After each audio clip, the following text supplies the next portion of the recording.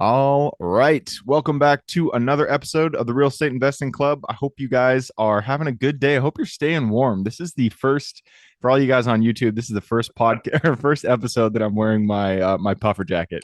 It is cold up here in Seattle. We had a little bit of a windstorm. I personally did not get affected, but I am freezing my buns off. So we're definitely into winter, but I'm excited about it because Thanksgiving is next week. We're flying down to California and I get some sun. So no harm there.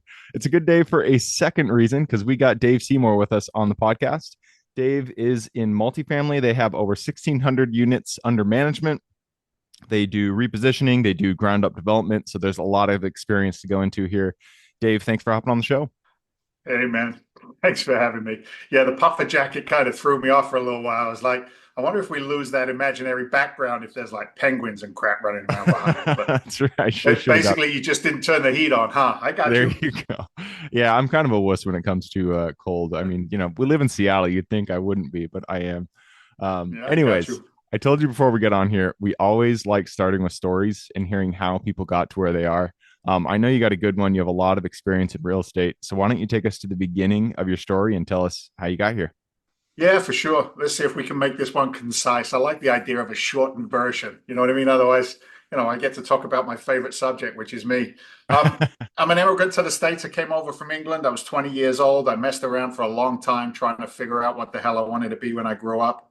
Um, and I landed, still to this day, what I consider to be a dream job was the fire department. Moved around a little bit. I was a firefighter and a paramedic for 16 years in a city called Lynn, Massachusetts, just north of Boston.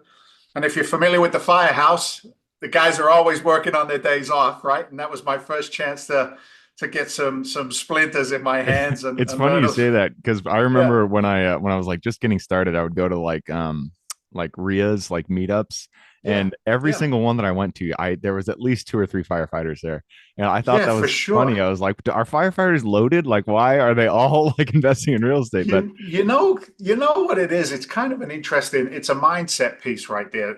I don't know about other parts of the country, but in the Northeast, the union mentality of the fire department, AFL-CIO, is ingrained. I mean, it's hardcore.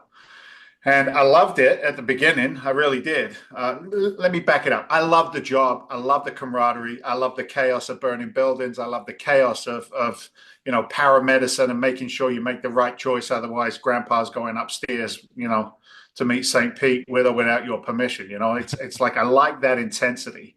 But what I didn't resonate with was my brothers in the firehouse are going to get pissed, but it is what it is. The laziness of it, the mm, entitlement, because I'm a union individual, I get what I get, not because of my performance or my skill set. I get it because of a bargaining agreement. And mm, over time, that didn't sit right with me. So I'm in the firehouse. Don't get me wrong. Like I said, I loved it, but I also brought with me some financial illiteracy from England, right? mm. Growing up in England, I was taught to trade time for money, and that was the only way to go. So when I didn't have enough money, I was trading more and more time. I had like 3 or 4 full-time jobs at one point, and Oh, I'm not geez. exaggerating. Dude, I was up to about 120 hours a week between Jesus. 3 jobs. Fire department, construction, and retail security. I was stop and shop police, pot roast That's police. I funny. used to call it. I got stories, man. You don't have enough time. But anyway, working construction on the outside, that was my first taste of the truth of sticks and bricks, the reality of real estate. And it was a defining moment for me. I'm on an auger with 3 South American gentlemen, and I'm trying to dig down to the frost line in Boston in January because I got to put in a deck to Mm. make some money. And it's not easy to get through the frost and the frozen dirt. It was comical. We're all spinning around on this freaking auger. But anyway, car pulls up, and there was one woman and 2 guys get out of this car, and it was a nice car. Can't remember what it was, but it was a lot nicer than the pickup truck that I was driving. And I said to one of the boys, I said, who's that? And he goes, those are the investors. They own the house. I go, investors? What the heck is that? He goes, well, they buy the house, and then we fix them up and they sell them and make some money. I'm like, I like that idea. Like it was a new concept to me. I'd I'm on seen the wrong the side of beat. this deal. Right, I'm on the wrong side of the auger. Like I'd seen the TV shows, but I didn't believe they were real, right? Anyway, I get talking with these investors, and between you, me, and the lamppost Gabe, they weren't that smart. They really weren't. Like I was expecting, Harvard degree type language, and I wasn't getting it. And that sowed the seed for me. Fast forward a few years later, I was, long story short, I had financial challenges due to financial illiteracy. I'm losing my house.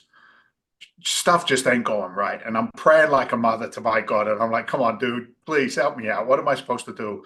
And a commercial came on the radio, teach me foreclosure, a free 1.5 hour seminar coming to your neck of the woods. And it's like, ask and you shall receive.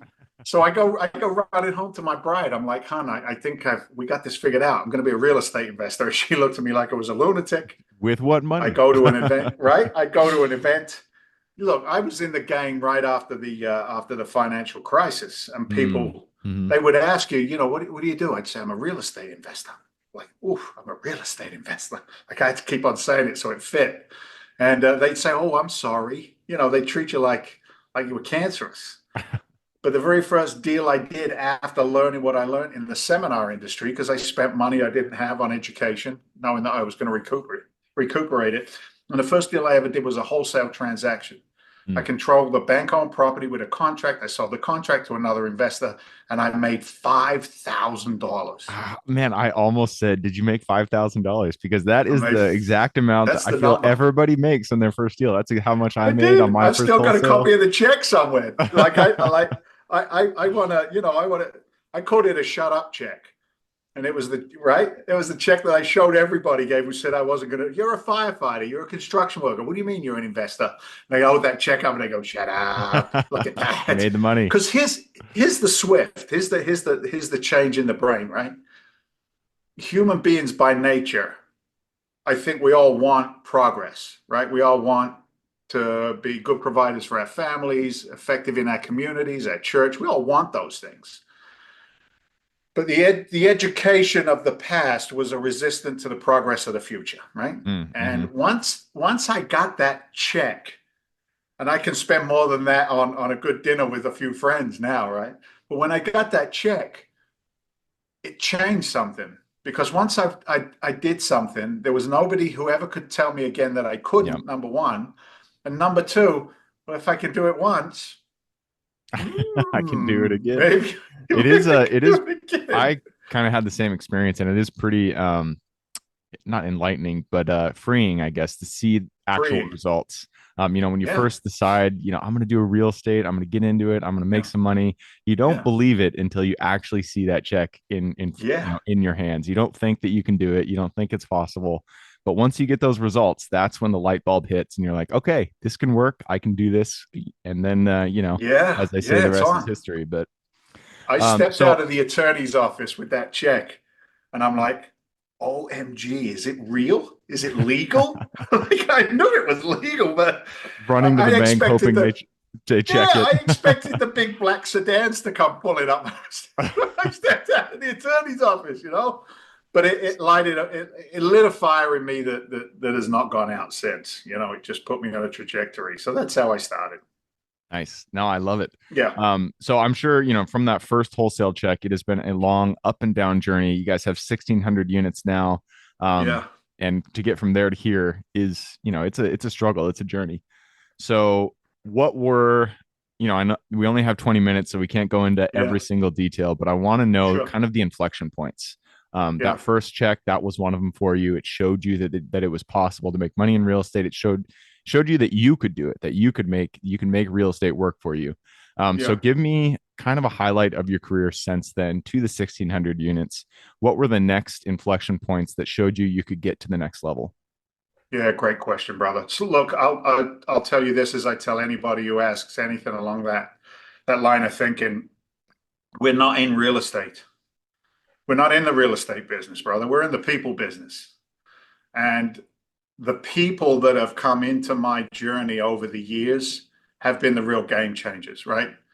Mentors early on, business partners early on, finding what my true value component is in any transaction and then doubling down and tripling down on the gifts that God gave me. And I'm Mm, blessed. I think it's maybe a little bit of a gift of the gab, right? Being able to make people feel comfortable, to be able to negotiate from a place of caring as well as a place of strength. mm, And I just grew all of those skill sets. I read whatever I could that could further my education, and those are all inflection points. So when I went into a rehab, like I knew how to work with the guys on the job. I've bought more favors with six pizzas and a couple of 2 liter bottles of Coke than I ever did with, here's another 25 cents an hour in your paycheck, right? I learned that it's nice to be important, but it's more important to be nice. I learned that whoever you meet on the way up, I promise you, you're going to meet them on the way down. So having that feeling around people first and profit second hasn't hurt me. Now, could I have made a lot more money along the way? Absolutely, I could. yeah. But the people that got in my wake and the wake of the people that I got in is what really grew the business. It took me from, that first wholesale deal to doing a couple of rehab deals, and making 40,000, 50,000. And from there, we got recognized by a TV show, and we do Flipping Boston on the A&E network. And now I'm no longer just watching the flipping shows. I'm in the flipping shows. I'm the guy. And that puts me on a national platform. That puts me on Squawk Box with Joe Kiernan and Becky Quick. That puts me on CNBC and NBC. That puts me on, stages and seminar worlds with Shark Tank guys. And like my world just got so much bigger. And as a result of that, I could serve more people. So to go full circle on it, the inflection points were the growth and the belief in the mindset that I can do more, be more, give more. And then to be able to attract the right people along the way, business partners, funders, contractors. I'm only as good as the people that that surrounded me. And one of my favorite isms or thought processes, guy said to me, Dave, if you're the smartest person in the room, kid, you're in the wrong room. And I've never ever forgotten that. Like I always want to elevate. So that's taken me today into, entitlement work, ground up development work.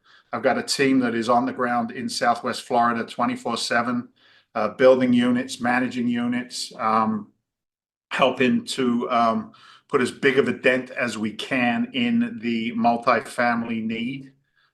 We target on what they call workforce housing, Mm. which isn't like the high end stuff, palm trees, bikinis, little drinks with umbrellas. That's one end.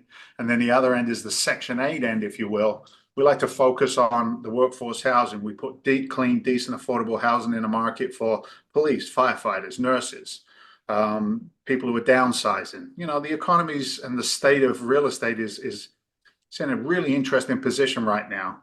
If you know what moves to make, either you make them yourself or align yourself, like I've done my whole career with people who are doing bigger and better things. There's a lot of massive opportunities right now. So now we're in a development phase. We're building a 16 unit development right now in Rotunda. I got 106 units in Cape Coral that are just about coming to fruition. Some other development work on the other side of the state. So I'm moving and shaky, baby. I'm a grinder, and our investors get to come along and play with us. So that's one of the huge upsides. You get to impact retirement accounts and high net worth individuals getting a decent return on their money. So Yeah. it's a lot I going love it, on. man. So you guys are still developing even with the interest rates as they're hitting, sevens in the sevens. That Yeah, hasn't slowed yeah. you down. You're still able to write deals, to pen deals. Yeah, you got to be able to pivot and get creative. So the big thing I always hear is what's going on with the insurance costs, especially in Florida, Mm, yeah. right? But So I with mostly buy in relationships, Texas, and it's yeah, not probably yeah, not as bad as Florida, but it's pretty bad. look, it's a case of what are your insurance relationships like? And what we've been able to do is bring multiple insurers to the table on one acquisition. Mm, So they're fractional. Imagine that. Whoever thought that they would come with fractional insurance would be a piece of the pie, which is interesting. always interesting. So are Yeah. you saying you have multiple people insuring one property Yep. and they're Yep. just insuring Yep. different aspects of that property? Yeah, yeah. I don't get into all the details. I just know Huh. that when I look at the bottom line, the deal works, Yeah, the money and goes down. the Huh. policies are in place to execute. So That's fractional interesting. insurance, with regard to the interest rates, it is what it is. Hmm. It is what it is. The sellers are beginning to understand that they're not where they were 24 months ago, right? Yeah. They're beginning to understand that. So each transition I've seen in my career takes, 3 to 5 years to work through each of the four phases. And, we're coming on the back end now, I believe, of we're moving out of that seller's phase two into a buyer's phase one. And we're getting Okay. to that point where we're beginning to see some stabilization of pricing, some stabilization of cap rates.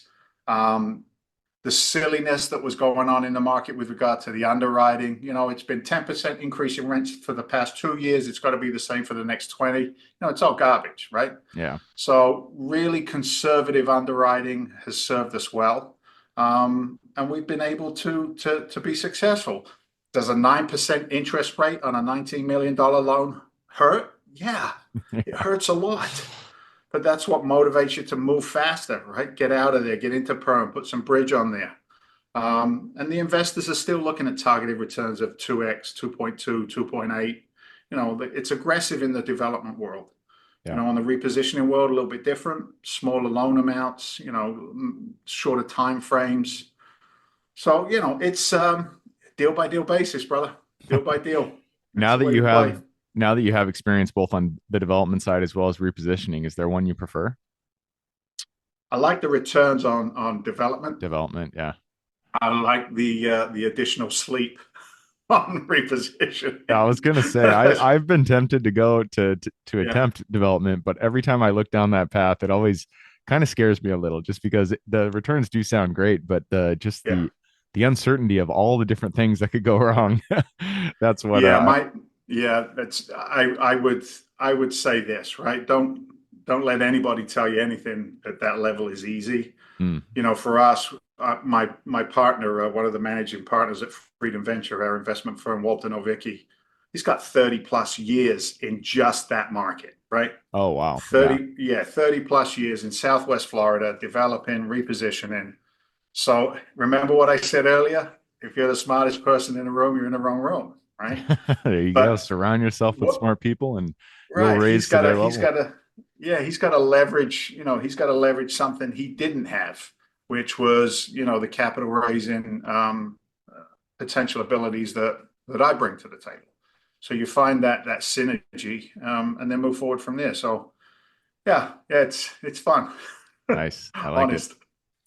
All right. Well, I just took a peek at the clock. It looks like we have run it down. It's time to jump into the quick question round. Are you ready? Yeah, Let's sure. do it. Starts with education. It could be any form, could be a book, a conference that you went to, a mentorship program you're a part of. But I need two recommendations, one for general life wisdom and then one for real estate. Yeah, Law of Attraction, one of my favorite books to refigure my brain. Um, and the other one would be Seven Secrets of Success by Jack Canfield. Hmm. Both of those were influential for me early on. They really gave me the ability to believe. I had to have some belief in execution. So those were spark points, ignition points for me. Yeah, the Jack Canfield. I read that one a long time ago, but I just remember it was very you feel good after it. It's a very Yeah, you inspiring do. inspiring book. Yeah, you do. Yeah, I got to hang out with him for a day too, so he's a cool guy. Oh, that's awesome. Yeah. Next question is for your younger self. So let's go back to the Dave who was just coming over to the US when he was 20 years old. Go back to him, look him in the eye, give him one piece of advice moving forward. Move faster. Go. Stop messing around. There you Right. go. Prioritize, align, execute, go. For sure. Um, we keep kind of a running tally on the show of people who come on, and to that answer, they reply that they wish they got started sooner.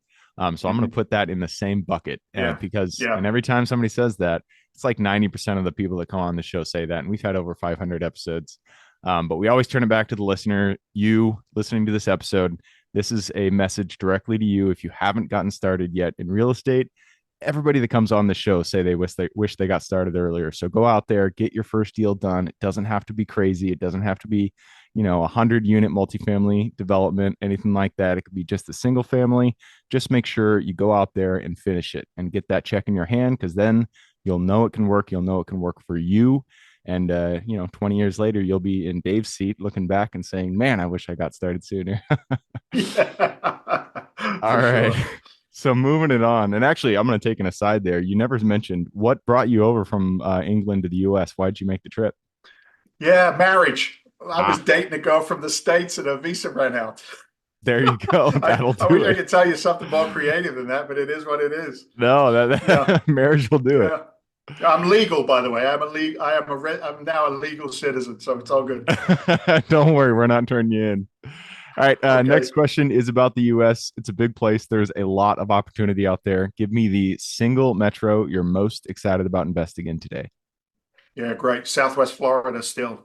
And the reason I like that metro area south of Tampa is that it's still the number one destination for the Northeast retiree, and every retiree brings 4 service jobs to support it. So the population growth continues year over year over year, and there's so much work to be done down there. I can't buy enough.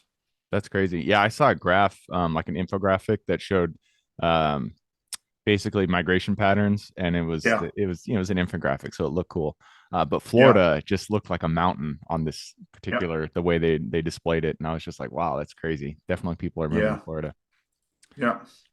All right, next question is about finding deals. It all starts with getting in contact with the seller and penning that purchase agreement. So, what is your favorite way to generate leads and find new deals? Yeah, today it's all relationships. We don't need to market anymore. We're known as the guys who get it done in the marketplace. So ad deals come through an army of, maybe 5, 10. That's not quite an army, is it? A small platoon of 5 or 10 commercial brokers that have the feet on the street. And then, with my career up here in New England, I still get nods for single family deals, clean out guys who like to send me a property every now and again. So relationships, that's the best way to get deals today. I don't have a huge marketing expense on that end. Nice. I love it. All right, next question is about lessons learned. Not every deal we get into goes the way that we expect it. In fact, a lot of times something goes wrong, and we get to learn a lesson. So, what was a deal that went a little sideways for you? And then what was the lesson you pulled from it? Um, if you ever get an email from me, my email tag says a yes or a no is more valuable than a maybe. And what I mean by that is that I could put this on every deal I've ever done, to the extent that just because somebody says yes, they might say yes in good faith. It doesn't always mean they're going to do it, whether that's fund a deal, sell a deal, look at a deal. So trust but verify was a Hmm. phrase my old partner used to use. I mean, I don't need to go deal specific because there's so many of them, but trust but verify. Hmm. Um, People have to earn their kudos, whereas I used to always give people 100 and they'd lose points, and that just didn't work. So you got to earn it. You got to earn respect. You got to earn execution. You got to earn the truth. You got to earn the reputation. And if you can do that, you can get to be really successful in this business. Yeah. So that's how I'd address that one. Yeah, I think that's a really good lesson. And it's not always, I think when you hear that piece of advice, usually you think, people are being devious or deceptive Yeah, out there. And it's not always the case. Even sometimes people just genuinely won't have the right information, and they'll be giving sure, it to you thinking that they're telling you the right sure. thing. Yeah, And it's just not correct. So trust but yeah. verify is a great piece of advice. That takes us to sounds like something that's right in your wheelhouse. It does take money to make money in real estate. So, what is your favorite way to raise capital? That's where we spend our marketing dollars. So we have multiple online funnels in LinkedIn, any of the social platforms that will target high net worth individuals and accredited investors to raise capital for our deals. So I looked at my targets for 25, and I said, how am I gonna elevate the game and move it up a little bit? And there are probably millions of marketing companies out there that are going to promise you the world for $25,000 a month, right?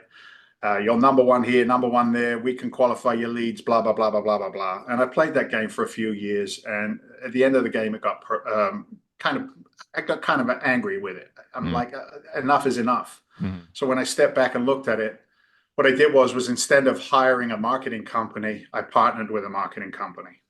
Oh, And okay. what that did was is I've, from my time in the seminar world and the education space and everything I did off of the TV show, I got to know the true performers in online marketing, funnel generation, just people who can get in front of people that you want to talk to, who can find your avatar.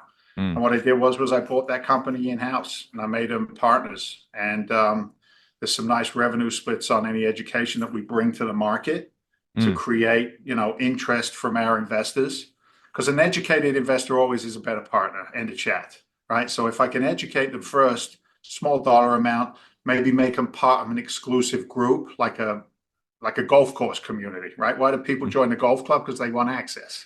Right. So we do the same thing, and that marketing funnel alone brings the very, very best quality of clients to us that we can then serve to raise money. We've always got deals. Deals are never a problem.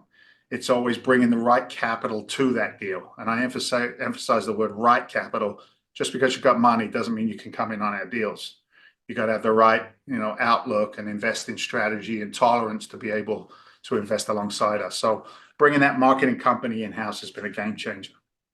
That's interesting. I haven't heard of someone um, partnering with the marketing company because I've also looked at hiring marketing companies. We do I do most of the marketing in house, but Mm. we've looked at partnering, but they charge an arm and a leg, and it's just like I don't see how that can be worth it in terms of Yeah, there's no you could put that. KPIs there that I've been able to match. I'm like, really? Yeah, Yeah, it gets painful too. yeah, and it It is gets really painful interesting. really quick. Yeah, that you're.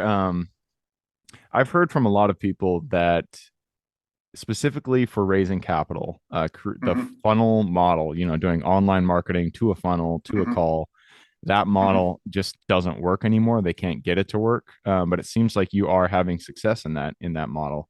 Is there something? Yeah. I mean, I know this is kind of hard to pin down, but is there something that you can think of that that makes the model work for your team?